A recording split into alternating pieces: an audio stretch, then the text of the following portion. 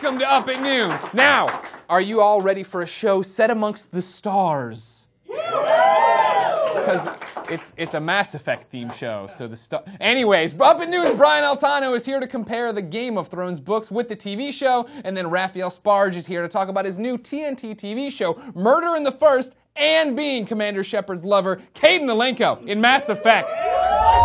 We all like Caden, right? But first, news you care about.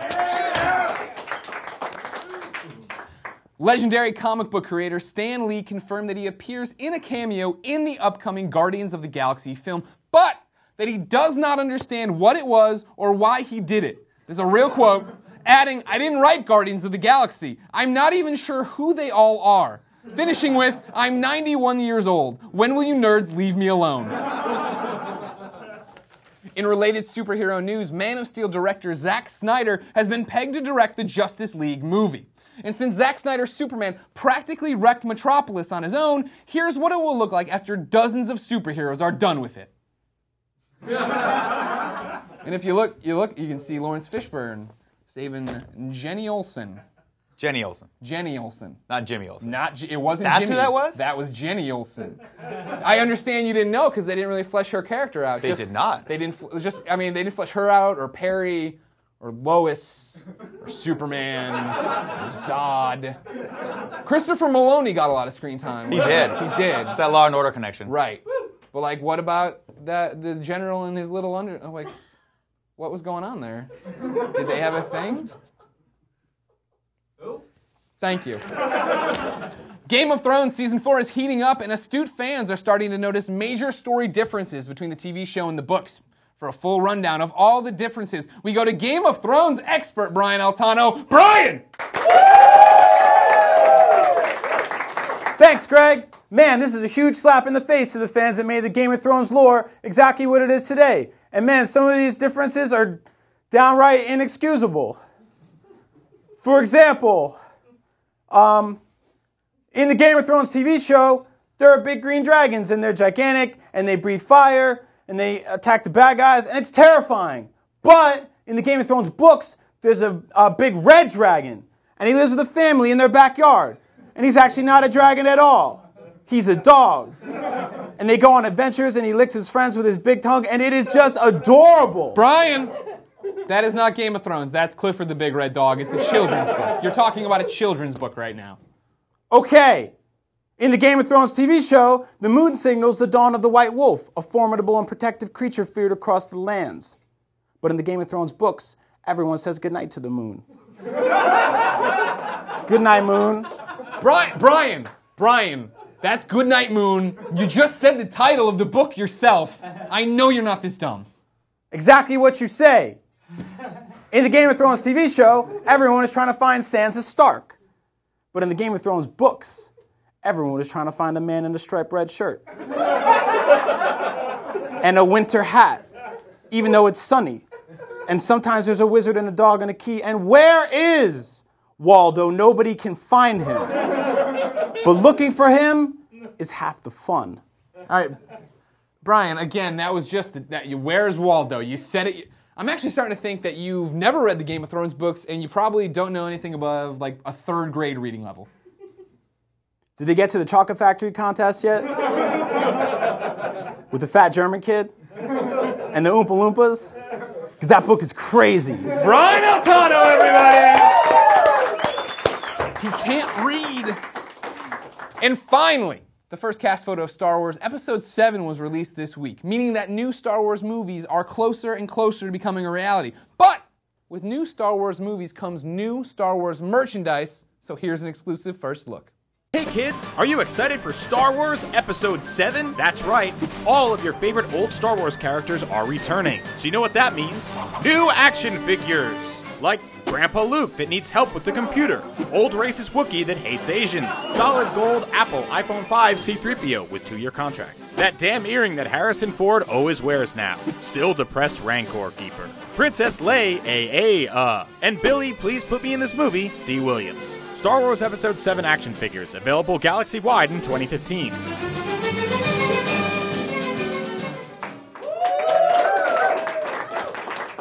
The ideas behind those new Star Wars toys seem kind of spacey. Speaking of spacey, Greg Way, get out of here. My next guest made his name being Caden in Mass Effect, a space game. And now, he's got a new TNT show. Ladies and gentlemen, put your hands together for Raphael Sbarge.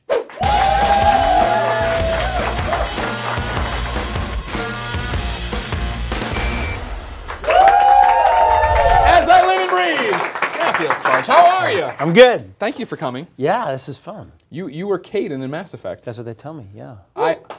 Yeah, there you go. One fan.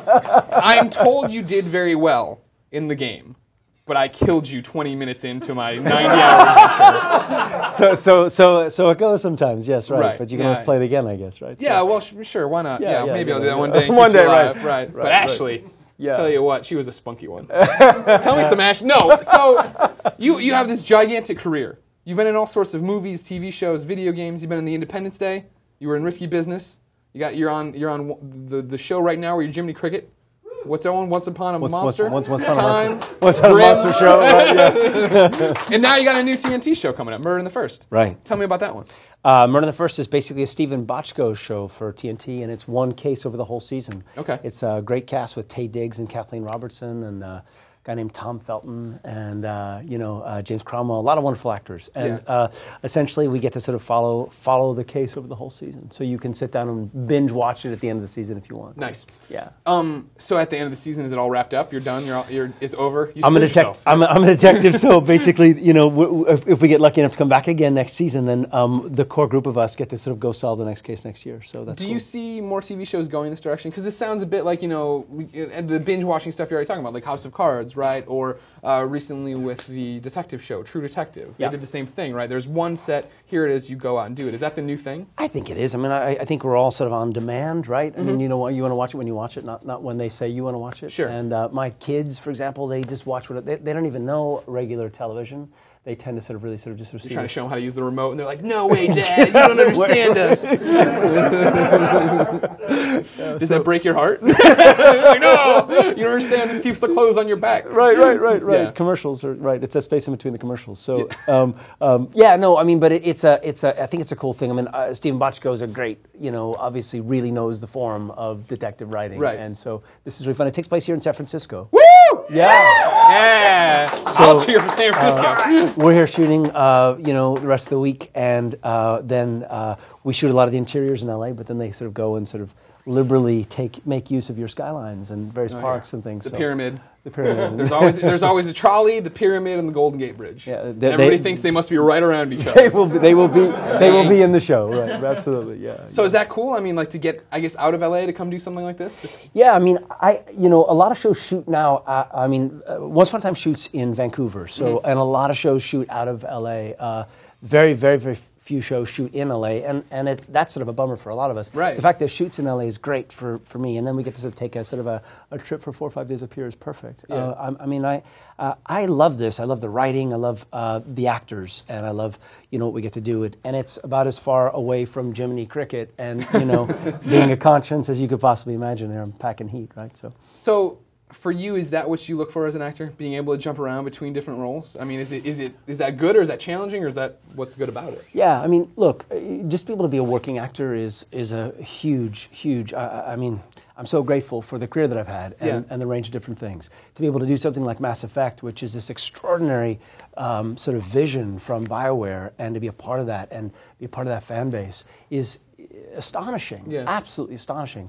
But then also to be able to sort of move from then voice acting to sort of on-camera acting, and to be able to do films. I mean, look, I feel like the luckiest guy in the world to be able to sort of move between. And obviously you look for good writing, you look for good projects, you look for places that produce really good content. BioWare obviously being one of the penultimate sort of game creators. Who wouldn't want to be in a BioWare game? But at the end of the day, being able to sort of move around is pretty exciting. So when you set out on Mass Effect, or they came to pitch it, because you'd worked on KOTOR too, you had been around. I did. Knights of the Republic, I was Carthonasi, and then I did a bunch of other Star Wars games, and I auditioned for Mass Effect, and they came and said, yeah, come do this. And we had, you never know. Yeah. I mean, like Risky Business, when we did this, it was just another teen sex comedy. We had no idea that And God bless you for just going down that.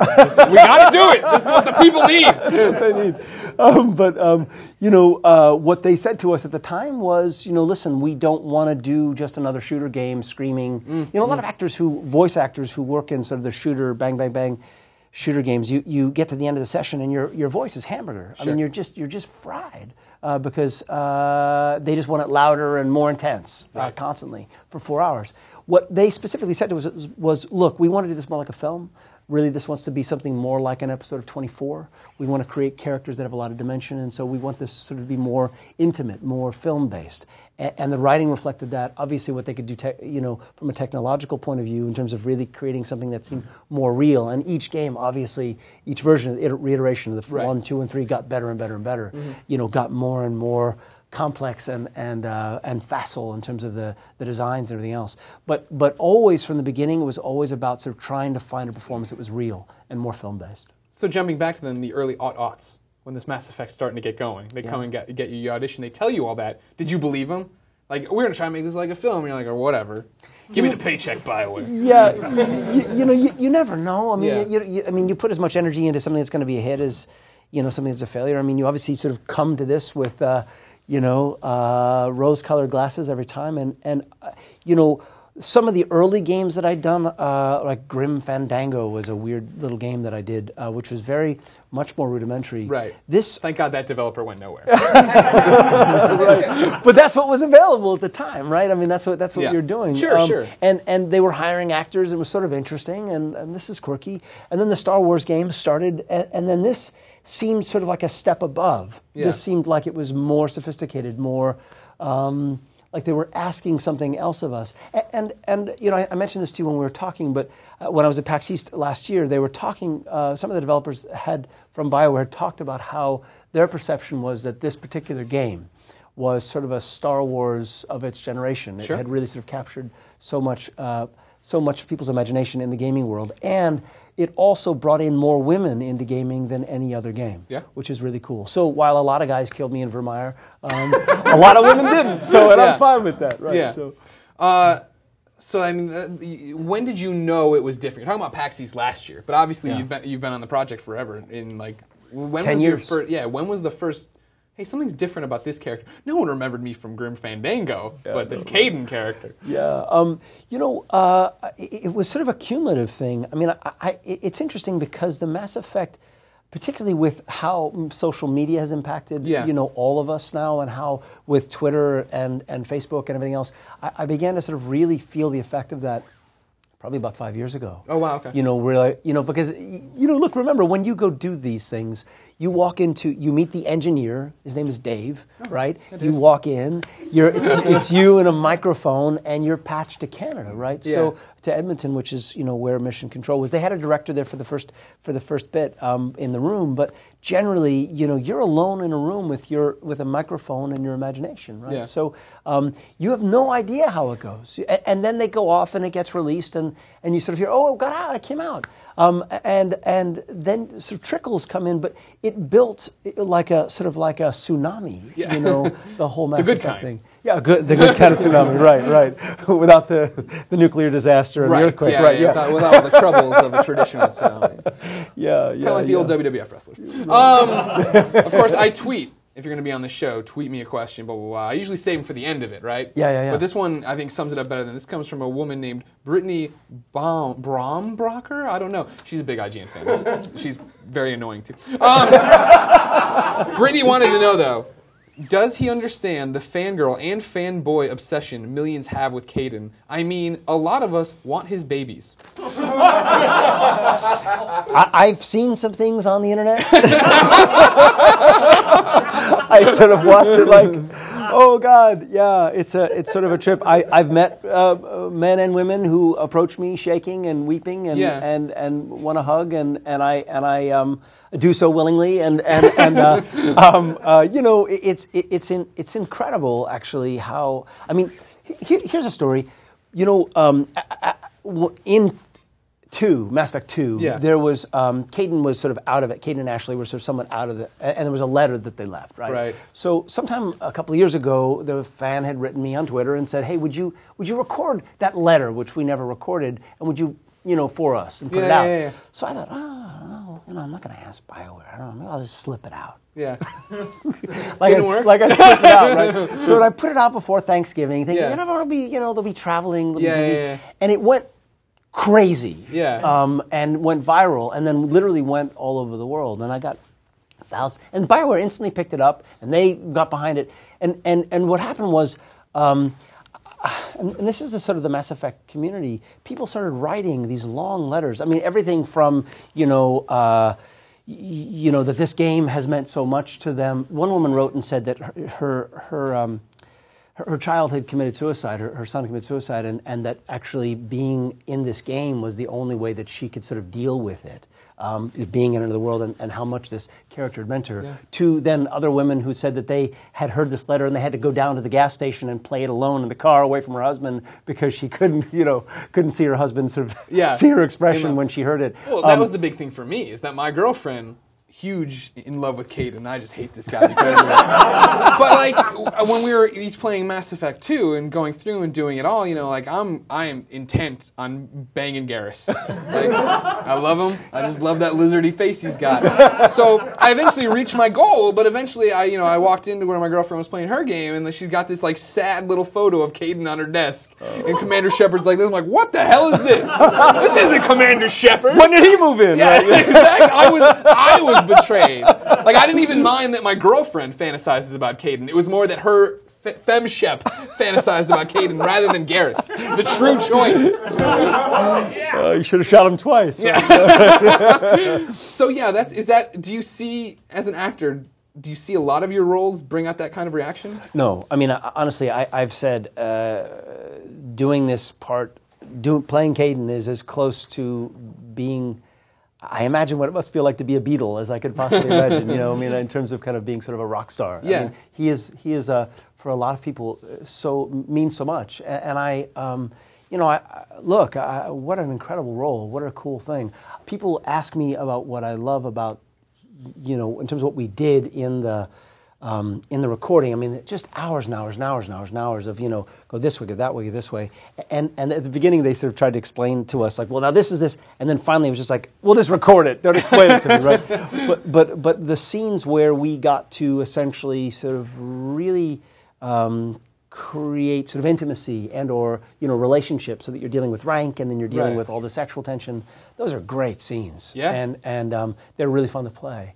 And so it sure beats screaming and shouting and get down, move, fire, fire, fire, those things. Which again, you get to do a little bit of that, but then from an acting point of view anyway, it was really fun to kind of do some of this. So that's awesome. Yeah. You were great as Caden. Oh, it's fun. It's really fun. It's really cool. Yeah. And I guess Mass Effect 4's coming's been announced. So right, we'll and they announced that you're in it. Have they really? I don't think so. I thought I could get him. I thought I could get him for you, ladies and gentlemen. I don't think so. Yeah.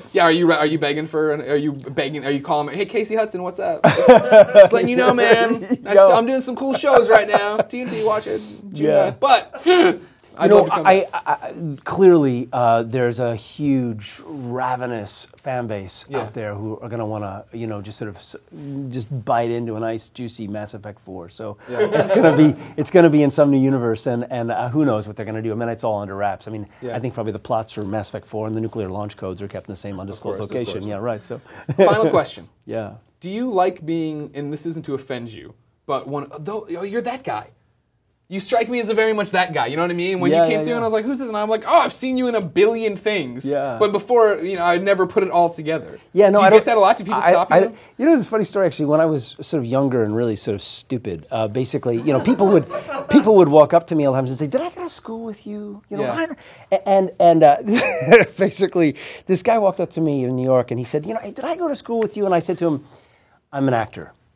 Turns out I did go to school. He's an actor asshole. I'm a thespian, sir. But I had trigonometry with you too. God, no. I mean, look, I have popped up a lot, and I'm a familiar face.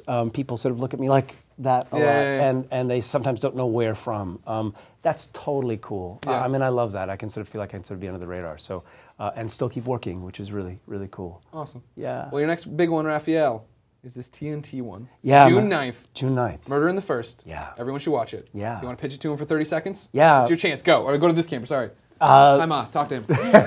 Murder on the First on TNT with Taye Diggs and Kathleen Robertson. Stephen Bochco. It's a really cool show. It'll be 10 weeks. You'll follow one case over the whole thing.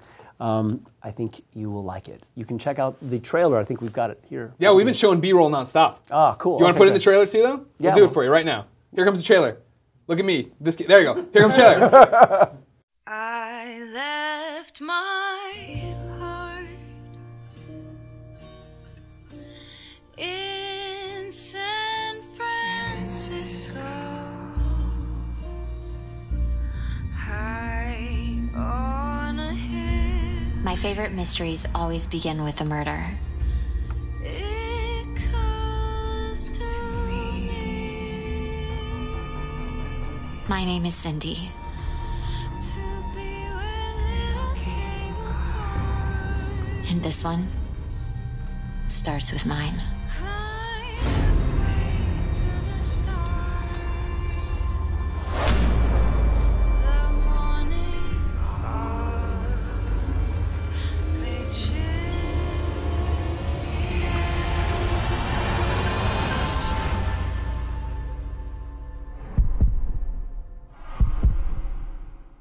What a trailer. Ladies and gentlemen, Murder on the First debuts June 9th on TNT. Raphael, thank you so much. You're great.